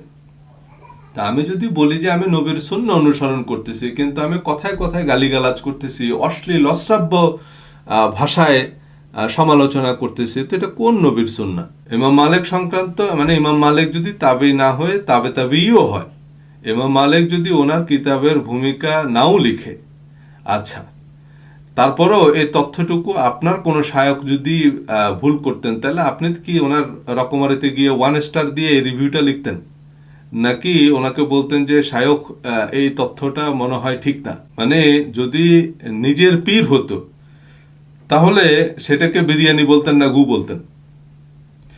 চলুন, ওনাকে যখন একজন রিপ্লাই দিলেন, তাহলে এই যে নূর কাসেমি এই যে ঘোমটা দেয়া শায়ক, কপালে একটু নামাজের দাগও দেখা যায় আর কি ছোট্ট ছবির মধ্যে, তো উনি যে মন্তব্যটা করলেন, সজলকে জলে ডুবাও, রোশনকে রোশনি দাও, এটা কি আপনি মনে করেন কোনো সুন্নতি মন্তব্য? নবীজি সাল্লাল্লাহু আলাইহি সাল্লাম কি এই ধরনের মন্তব্য করতেন? তা আপনি কোন নবীর সুন্নতের শিক্ষা দিচ্ছেন? কোন নবীর সিরাতের কথা বলতেছেন? আপনি কোন নবীর হাদিস পালনের পক্ষে লড়াই করতেছেন? এই যে এরকম আরো অনেকে মন্তব্য করেছেন, সেগুলো কিছু কিছু তো আছে একেবারেই পড়ার অযোগ্য, কিছু কিছু আছে একেবারে খুব অশ্লীল আর কি, আপনারা দেখতে পারেন। এবং ওনার এই যে দেখেন, উনি একবারে আগেই আমার বই কেটে টেটে দিয়ে, এবং কিছু কিছু জায়গায় এই ওবায়দি কিন্তু আমাকে নাস্তিকও বলেছেন। অনেকে বললেন যে আপনি ওনাকে এরকম আক্রমণ করে কেন কথা বলতেছেন, আপনি সুন্দর করে বলেন। উনি বলে যে না, সে নাস্তিক, তার সাথে আবার সুন্দর করে কথা বলা কি? তো বিষয়টা হচ্ছে সেটা হলো, এখন আমি যে বারবার বলতেছি যে আমি হাদিস মানি, তাতে কিন্তু ওনার মনে কষ্ট আরো বাড়তেছে যে আপনি হাদিস মানেন কেন, যে উনি ওনার এক্সিকিউট করতে পারতেছে না, এরকম একটা অসন্তোষের কারণ আর কি, যে উনি তাড়াতাড়ি আমাকে কাফের ফতোয়া দিতে পারতেছে না, কারণ আপনি আবার একটু ঝুলে আছেন এখান দিয়ে। সো চলেন এই অরিন্দম অ্যান্ড ফ্রেন্ডসের যে প্রশ্নগুলো, যে উনি ওনাকে বললেন যে ৯৮,০০০ জাল হাদিসের প্রশ্ন এড়িয়ে গেলেন কেন, তখন যে উত্তরগুলো আসছে। আরেকজন এসে বললেন ৯৮ হাদিসের কথা কে বলেছে, ইমাম মালিক তো বলেনি। তো আরেকজন এসে বলেন ইমাম মালিক বলেননি, ৪০ বছর যাবত এটি কম্পাইল করা হয়েছে, ১৯০০ হাদিস আছে এতে। আপনি বলতে চাচ্ছেন যে ১৯০০টাই উনি সংগ্রহ করেছিলেন? ইতিহাস ঘাটুন, তিনি নিজ হাতে ১,০০,০০০ হাদিস সংগ্রহ করেছিলেন, ওনার বইতে এটা বলে যেতে হয়নি। আচ্ছা, উনি যে ১,০০,০০০ হাদিস সংগ্রহ করেছেন সেটা আমরা উইকিপিডিয়ায় তো দেখলাম। এরপরে ওনার কাছে আবার স্ক্রিনশট চাইলেন, ওই যে কথায় কথায় প্রমাণ দেন। হ্যাঁ, এই প্রমাণ খুঁজতে খুঁজতে আপনার জিন্দিগি পার হয়ে যাবে, আপনি আর এই হাদিস আমল করতে পারবেন না, কোরআন তো বহুদূর। সো প্রমাণ খোঁজেন। তো উনি আবার স্ক্রিনশট দিয়েছে যে দেখেন এই যে এই একটা বইয়ের, এবং এটাও পরে আবার বলে দিছে যে আপনার স্ক্রিনশট যদি পছন্দ না হয় আমি বই থেকে ছবি তুলে দিতে পারবো। দেখেন এই যে ইমাম মালিক সম্পর্কে বলছে, হি মাস্টার্ড দ্য সায়েন্স অফ হাদিস at the age of 17 and began to issue fatwa after 70 scholar confirmed his eligibility for the purpose. মানে 17 বছর বয়সে তিনি হাদিস শাস্ত্রে পাণ্ডিত্য অর্জন করেন, এবং 70 জন স্কলার যখন ওনাকে সার্টিফাই করছে এক্সপার্ট হিসাবে, তখন উনি ফাতোয়া দেওয়া শুরু করছে। আচ্ছা, হি কালেক্টেড ওভার 100,000 হাদিস রিটেন বাই হিজ হ্যান্ডস। তাহলে তিনি ১,০০,০০০ হাদিস সংগ্রহ করেছেন, যেগুলো ওনার নিজ হাতে লেখা। বিভিন্ন জায়গায় গিয়ে উনি নিজ হাতে লিখে ১,০০,০০০ হাদিস সংগ্রহ করছে। ইমাম আবু হানিফা মেট ইমাম মালিক অ্যান্ড রিকগনাইজড হিজ স্কলারশিপ।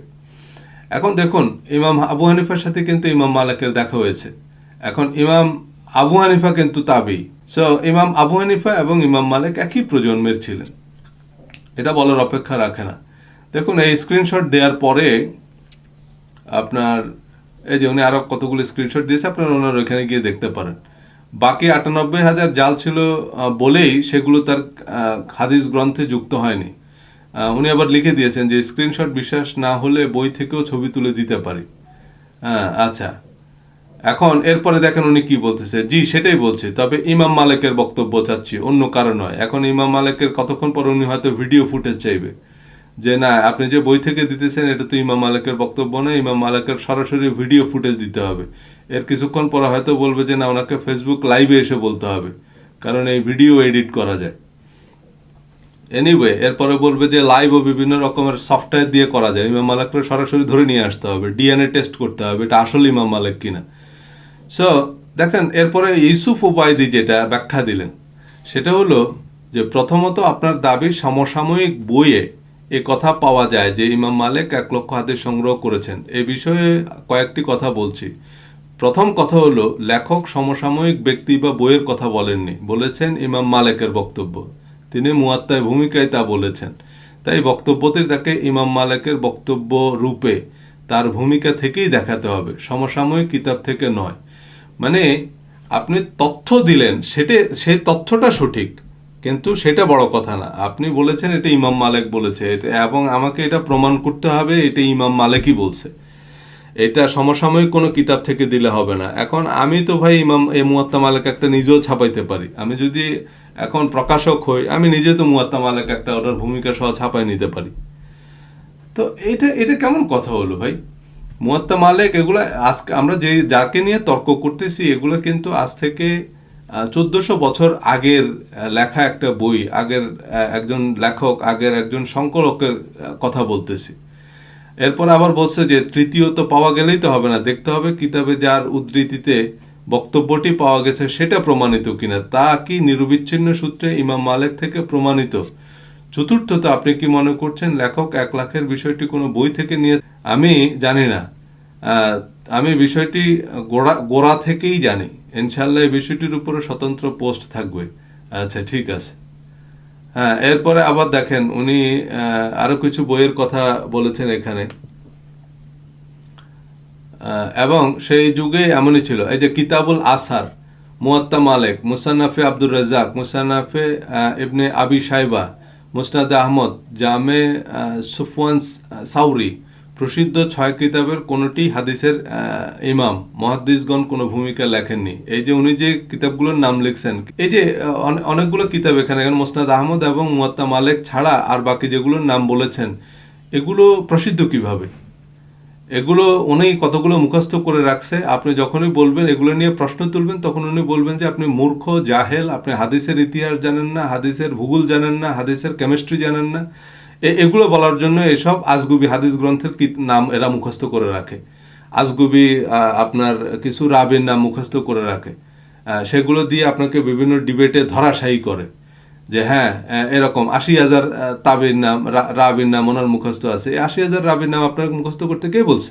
মুসান্নাফে ইবনে আবি শাইবা, জামে সুফওয়ান সাউরি এগুলো মোটেও প্রসিদ্ধ কিতাব না, এগুলো আসলে মোটেও প্রসিদ্ধ কিতাব না। এগুলো হচ্ছে ঝগড়া করার জন্য এসব কিতাবের নাম জানা লাগে, কারণ তাহলে আপনি এসব নাম বলে আরেকজনকে ভড়কায় দিতে পারবেন যে হ্যাঁ হ্যাঁ আমি তো আসলে অনেক কিছুই জানি না।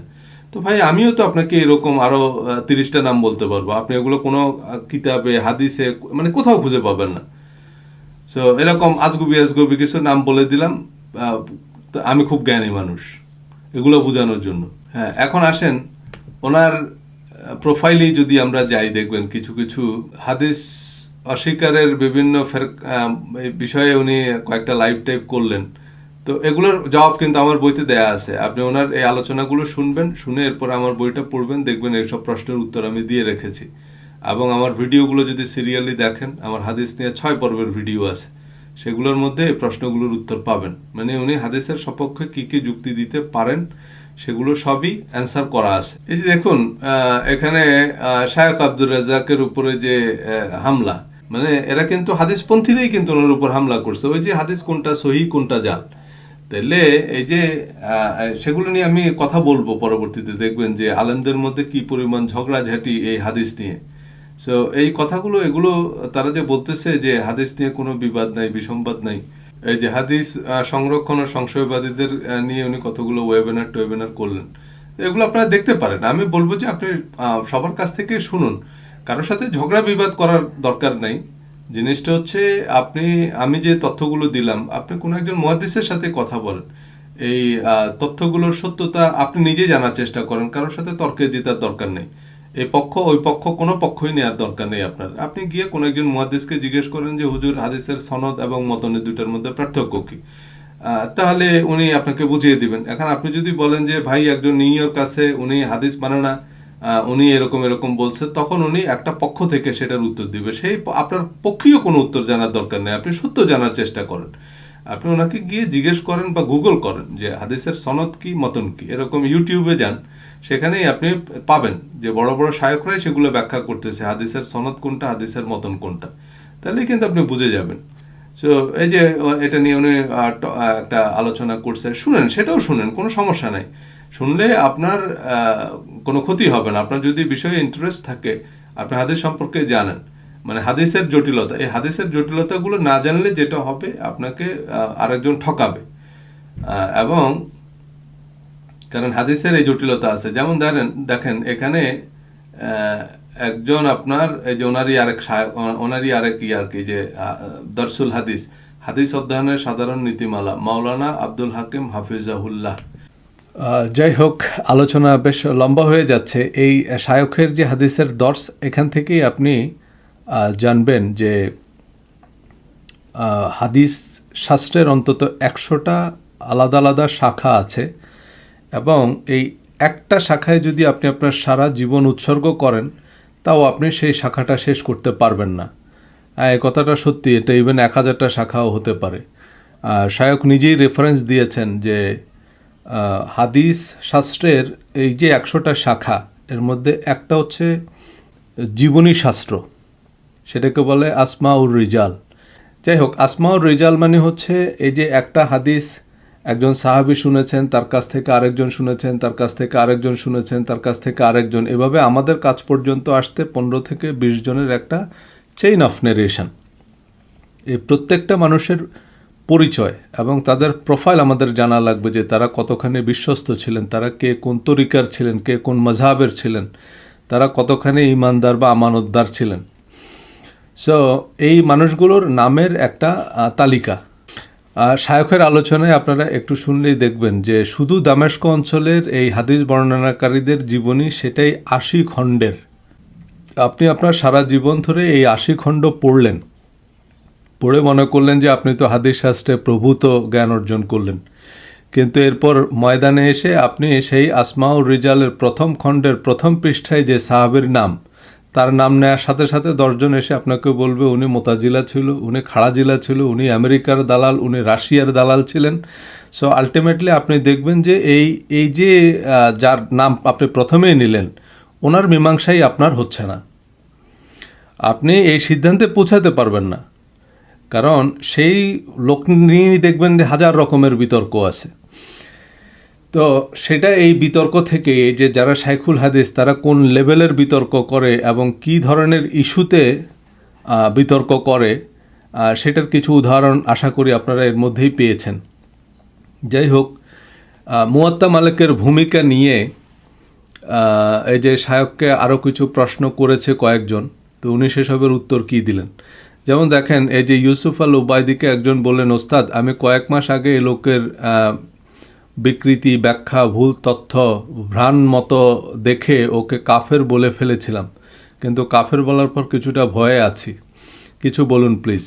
তো ওস্তাদ যে উত্তরটা দিলেন আর কি আমার সম্পর্কে, যে সে কোরআনের অকাট্য অনেকগুলো বিধান অস্বীকার করেছে, এর যে কোনো একটি অস্বীকারই ঈমান না থাকার জন্য যথেষ্ট। আচ্ছা, মানে আমি কোরআনের অকাট্য অনেকগুলো বিধান অস্বীকার করেছি, এটা হচ্ছে ওনার বক্তব্য, কিন্তু কোন বিধানগুলো অস্বীকার করেছি উনি একটাও রেফারেন্স দেননি। যাই হোক, একজন আবার ওনাকে রিপ্লাই দিয়েছেন অন বিহাফ অফ মি, যে আপনি মিথ্যা বললেন। সে শায়ককে বলতেছে, আপনি মিথ্যা বললেন, আপনি একটা মিথ্যুক। সজল রোশন আপনার মতো ব্যবসায়ীদের ব্যবসা ভাঙতেই এসেছে, প্রথম থেকে সন্দেহ হচ্ছিল, এখন ক্লিয়ার হলাম, মিথ্যুক। সো দেখুন, বিষয় হচ্ছে যে মানে এই ধরনের কোনো একজন দায়িত্বশীল মানুষের এই ধরনের কথাবার্তা বলা, আমি জানি না, আপনারাই এই জিনিসগুলোর বিচার করতে পারেন যে ইমাম মালিক তাবেঈ ছিল কি তাবেঈ ছিল না, সেটা নিয়ে উনি রীতিমতো কাফের ফতোয়া দিয়ে বসে আছেন। এবং এই যে কাফের বলা, শিরোচ্ছেদ করা, এগুলাতে তাদের যে তৎপরতা, খুব দ্রুত, অতি দ্রুত এই জিনিসগুলো একটা কনক্লুশনে পৌঁছে যাওয়া আর কি সামহাও। দেখুন, এই যে রুহুল আমিন আবার ওনাকে বললেন যে আপনি তার ভিডিওগুলো আরও মনোযোগ দিয়ে দেখুন, আপনি দাঁত ভাঙা জবাব দিতে এসেছেন, আপনি নিজেই ভুল করছেন। যাই হোক, একজন ওনাকে প্রশ্ন করলেন যে আপনি কতটা নির্ভরযোগ্য এই লেখার ব্যাপারে। উনি হাদিস যাচাই বাছাইয়ের ব্যাপারে সাবধানতা অবলম্বন করতে, সাবধানতার কথা বলতেই পারেন। যাই হোক, অনেকগুলো রিপ্লাই আছে, আপনারা দেখে নিতে পারেন। ইমাম মালিক মুয়াত্তা মালিকের কোনো ভূমিকা লেখেনি, এটা তো সুনিশ্চিত বিষয়। তাকে বলেন মুয়াত্তা মালিক থেকে ইমাম মালিকের ভূমিকাটি রেফারেন্স সহকারে আমাদেরকে দেখাতে। কিয়ামতের আগ পর্যন্ত এটা সম্ভব নয়, কারণ ইমাম মালিক এমন কোনো কথা বলেননি। তো ইমাম মালিক যে এমন কোনো কথা বলেনি এটা আপনি প্রমাণ করেন, সেটাও কিয়ামতের আগ পর্যন্ত সম্ভব না। আচ্ছা, এরপর আরেকজন লিখেছে, আপনি কি ইমামকে ব্যক্তিগতভাবে চিনতেন? তিনি কি করেনি বা করেছেন সেটা আপনি বা কীভাবে জানলেন? যদি না লিখেই থাকেন, তার করা প্রশ্নের জবাব তো আপনি দিলেন না। মূল অভিযোগ তো মুয়াত্তা মালিকের ভূমিকা নয়। দেখুন, এটা কিন্তু খুব সিম্পল, যে মূল অভিযোগটা কিন্তু মুয়াত্তা মালিকের ভূমিকা নয়। আপনি মূল অভিযোগটাকে বাদ দিয়ে মুয়াত্তা মালিকের ভূমিকা নিয়ে পেঁচাচ্ছেন। দেখুন, এরপরে যেটা হয়, হাদিস সংরক্ষণ ও চর্চার সঠিক ইতিহাস জানা থাকলে আপনি এই মন্তব্যটি করতেন না। এটাই হচ্ছে বটম লাইন। আপনি যখনই যাবেন তারা তখন আপনাকে বিভিন্ন রকম প্রশ্ন করবে যে আপনি কোরআন থেকে এটা বলেন, এটার অর্থ বলেন, এটার তাকিক বলেন, এটার সিগা বলেন, এটার মাজদার বলেন। এভাবে বলে আপনাকে সে প্রমাণ করবে যে আপনি আরবি জানেন না, আপনি ভাষা জানেন না, ব্যাকরণ জানেন না। সো উনি যেহেতু জানে, সো ওনার কথাই হচ্ছে কোরআনের ব্যাখ্যা, ওনার কথাই হচ্ছে খোদার কথা। সো আলটিমেটলি ওনার ইক্তেদা করতে হবে আপনার, যেহেতু আপনি জানেন না। সো তারা সামহাও আপনাকে এদিক ওদিক দিয়ে বোঝানোর চেষ্টা করবে যে আপনি জানেন না। হ্যাঁ, আমি যদি এখন পোপের সাথে বসি, উনি 3 মিনিটের মধ্যে প্রমাণ করতে পারবে যে খ্রিস্ট ধর্ম সম্পর্কে আমি ওনার তুলনায় কিছুই জানি না। তো তার মানে এই নয় যে ওনার কথা সত্যি। আপনি মদিনা ইউনিভার্সিটি থেকে পিএইচডি করে আসলেন। মদিনা ইউনিভার্সিটি থেকে 3 টাইমস বেটার ইউনিভার্সিটি হচ্ছে Banaras Hindu University according to ranking. তাহলে সেই ইউনিভার্সিটিতে অনেক প্রফেসর এমিরেটাস আছে, আপনার সেখানেও অনেকে রামায়ণ, বেদ, গীতার উপরে পোস্ট ডক্টরাল রিসার্চ করতেছে। সো তাদের তুলনায় হিন্দু ধর্ম সম্পর্কে আমি কিছুই জানি না। এটার অর্থ এই না যে তিনি যা বলবেন তা আমাকে নির্দ্বিধায় মেনে নিতে হবে। দেখুন, এখানে বলছে মুয়াত্তা মালিকের একটি নয়, হাজারো পাণ্ডুলিপি পৃথিবীর বিভিন্ন দেশে ছড়িয়ে রয়েছে। ভারত উপমহাদেশ, মধ্য এশিয়া, আরব উপদ্বীপ, আফ্রিকার বিভিন্ন দেশ, প্রাচীন আন্দুলুস, বর্তমানে স্পেন, ইউরোপীয় বিভিন্ন দেশসহ আমেরিকা, এসব মহাদেশ ও রাষ্ট্রে ছড়িয়ে থাকা শত শত লাইব্রেরিতে মুয়াত্তা মালিকের হাজারো প্রাচীন পাণ্ডুলিপি সংরক্ষিত আছে। ওনাকে জিজ্ঞেস করবেন যে আপনি কয় দেশের কয় লাইব্রেরিতে গিয়ে মুয়াত্তা মালিক খুলে দেখছেন। সো পরিপূর্ণ দায়িত্বশীলতার সাথেই বলছি, এর কোনোটিতেই ইমাম মালিক রহমতুল্লাহ আলাইহি কর্তৃক সংযোজিত ভূমিকার অস্তিত্ব নেই। ওই যে মূল কথা হচ্ছে ইমাম মালিকের নিজে ভূমিকা লিখেছেন কি লিখেননি। আচ্ছা, তো আরেকজন আবার বললেন যে আপনি নিজে সেই পাণ্ডুলিপি পড়েছেন নাকি কপি পেস্ট। আবার উনি লিখছেন অবশ্যই পড়েছি। অবশ্যই পড়েছেন মানে কি, আপনি প্রাচীন আন্দুলুস, বর্তমান স্পেন, ইউরোপীয় বিভিন্ন দেশে ঘুরে ঘুরে এসব শত শত লাইব্রেরিতে মুয়াত্তা মালিকের হাজারো প্রাচীন পাণ্ডুলিপি আছে, এগুলো সব পড়ছেন, যে কোনোটার মধ্যেই আপনার মুয়াত্তা মালিকের ভূমিকার অস্তিত্ব নেই। তার মানে আপনাকে 1000টা পাণ্ডুলিপি তো পড়তে হবে এই কথাটা নিশ্চিত করে বলার জন্য। সো এই যে জিনিসগুলো দেখেন, অবান্তর, অযৌক্তিক এবং অসার অন্তহীন আলোচনা। সো সবশেষে যেখান থেকে আমরা শুরু করলাম, আবারও কিন্তু আমরা সেই জায়গায়। তাবিদের র্যাঙ্ক কিন্তু তাবিদের উপরে। মানে আমি বলতে চাচ্ছি যে ইমাম মালিক অ্যাসোসিয়েট প্রফেসর ছিলেন, কিন্তু আপনি বলতে চাচ্ছেন যে না, উনি অ্যাসিস্ট্যান্ট প্রফেসর ছিলেন। এখন ধরেন ইমাম মালিক তাবি হতে পারে বা তাবি হতে পারে, 50-50। বাট সেক্ষেত্রে আমি যদি ওনাকে তাবি বলি, তাহলে আমি অন্তত ওনাকে উপরে র্যাঙ্কে রাখলাম যে না, ঠিক আছে।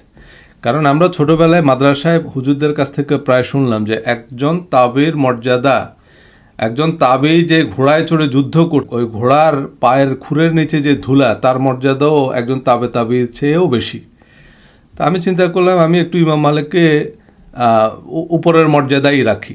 বাট উনি যদি তাবি হন, হতে পারেন, এবং উনি ওনার কিতাবের ভূমিকায় লিখেছেন না, এটা ইমাম আহমদ ইবনে হাম্বল ওনার সম্পর্কে বর্ণনা করলেন। কিন্তু উনি 1 লক্ষ হাদিস সংগ্রহ করেছেন, সেখান থেকে 98,000 হাদিস বাদ দিয়েছেন। আবার একই সময়ের আরেকজন ইমাম আবু হানিফা, ইমাম আবু হানিফার উল্লেখযোগ্য অবদান ফিকহ শাস্ত্রে। ওনাকে ইমাম আজম বলা হয় মূলত ফিকহ শাস্ত্রে অবদানের জন্য, কিন্তু উনিও হাদিস সংগ্রহ করেছেন। কিন্তু এই হাদিসের সহি বা হাদিসের যে গ্রহণযোগ্যতা নিয়ে ইমাম মালিক এবং ইমাম আবু হানিফার মধ্যে উল্লেখযোগ্য মত পার্থক্য আছে, এ বিষয়ে কোনো সন্দেহ নেই, এবং সে কারণেই দুইটা আলাদা মাযহাবের সৃষ্টি। সো যারা আহলে হাদিসের লোক তারা এখন বলতেছে যে না সেই ডিবেটটা হচ্ছে ফেকা নিয়ে। ফেকা আলাদা কিছু না, ফেকা তো বেসিক্যালি কোরআন হাদিসের ভিত্তিতেই তো এই রায়টা আসছে। সো কোরআনে যেটা আছে সেটা তো পরিষ্কার, সেটার সাথে যখন হাদিসকে যুক্ত করা হলো তখন কেউ এই হাদিসকে সহি বলতেছে, কেউ এই হাদিসকে জয়ী বলতেছে, কেউ বলতেছে সাহাবী ঠিক আছে উনি বিশ্বস্ত, কিন্তু সেই সাহাবীর কাছ থেকে যে শুনছে উনি মোতাজিলা, যে কারণে উনি ওই হাদিসটাকে জাল বলে দিচ্ছে, বা যে সেই হাদিসটাকে উনি জয়ীব বলে দিচ্ছে। আবার বলতেছে যে সাহাবিও ঠিক আছে, তাবিও ঠিক আছে, কিন্তু তার কাছ থেকে যে লোক শুনছে সেই লোকটা বিশ্বস্ত না, যে কারণে সেই হাদিসটাকে উনি হয়তো হাসান বলে দিচ্ছে। সো যেটা হচ্ছে যে এটা একটা অন্তহীন বিতর্ক, এবং এই যে হাদিস শাস্ত্রের যে জটিলতা সেটা আশা করি আপনারা বুঝতে পেরেছেন, যে এই জটিলতা আপনার পক্ষে এগুলো কোনো কিছুই নিশ্চিত হওয়া সম্ভব না। সো এটা ইভেনচুয়ালি বিশ্বাস। অনেকে মাঝে মাঝে বলে যে ভাই এটা তো কোরআনের বেলাতেও সত্যি। হ্যাঁ, কোরআনের বেলাতেও সত্যি, আমি এটা বিশ্বাস করি যে এটা আল্লাহর কালাম। সো কিন্তু হাদিসকেও যদি আপনি নবীর বাণী হিসাবে মানে আপনি এটাকে কোনোভাবে প্রুফ করতে পারবেন না, এটাকে আপনার মেনে নিতে হবে, এটাকে আপনার বিশ্বাস করে নিতে হবে। কিন্তু হাদিস কি আমার অব্লিগেটরি বিশ্বাসের অংশ? বরং কোরআন বহির্ভূত কোনো কিছুকে বিশ্বাসের অনুমতি দেয় না, নিঃশর্ত বিশ্বাসের অনুমতি দেয় না। হ্যাঁ, কোরআনের মূলনীতির সাথে কোরআনের মানদণ্ডের মধ্যে যদি হয়, এবং আমাদের যখন সেটার স্পেসিফিক ব্যাখ্যা দরকার হবে তখন আমরা হাদিসের কাছে যাব। কিন্তু আমরা শুরুই করব হাদিস দিয়ে, শুরুই করব ফেকা দিয়ে, which is a very wrong approach. এবং এইটা উদ্দেশ্যমূলকভাবেই করা হয় আর কি, এটাকে আপনার ধর্মকে পলিউট করার জন্য মূলত ইন্টেনশনালি এই কাজগুলো করা হয়েছে। সো আমি আগামী পর্বগুলোতে দেখাবো যে আমাদের এই যে বর্তমান যুগের যে শায়করা, আগে তো আমার তাকে বিশ্বাস করতে হবে। যেমন আমি মদিনা ইউনিভার্সিটিতে পড়বো না আল আজহারে পড়বো, সেটা তো আমি ডিসাইড করব। এখন মদিনা ইউনিভার্সিটিতে পড়লে আমি এক ধরনের তথ্য জানবো, আল আজহারে পড়লে আরেক ধরনের তথ্য জানবো। আমি যদি তেহরান ইউনিভার্সিটিতে পড়ি সেখানে আবার ভিন্ন তথ্য, সেখানে আবার ভিন্ন ব্যাখ্যা, ইতিহাস বলেন হাদিস বলেন। সো আলটিমেটলি কি হচ্ছে, আপনি হানাফি মাযহাবের কিতাব পড়বেন না মালিকি মাযহাবের কিতাব পড়বেন সেটা তো আপনি ডিসাইড করবেন, কিন্তু দুই মাযহাবের কিতাব যখন পড়বেন আপনি দেখবেন ফলাফল দুই রকম। সো এনিওয়ে, আজকে আর আলোচনা লম্বা করব না, আজকে আপাতত এখানেই শেষ করি। আপনাদের মতামত জানাবেন, আমরা নেক্সট সেশনে বা এই বিষয়ে আমরা কয়েকজন শায়খের পাল্টাপাল্টি মন্তব্য দেখব, যে একজন হাদিস সম্পর্কে এই বলতেছে, আবার একটা হাদিস সম্পর্কে একজন এটা বলতেছে, আরেকজন আবার ভিন্ন কথা বলতেছে, এবং তা নিয়ে যে জটিলতাগুলো তৈরি হচ্ছে সেগুলো আমরা দেখব পর্যায়ক্রমে। সো সবাই ভালো থাকবেন, ধন্যবাদ।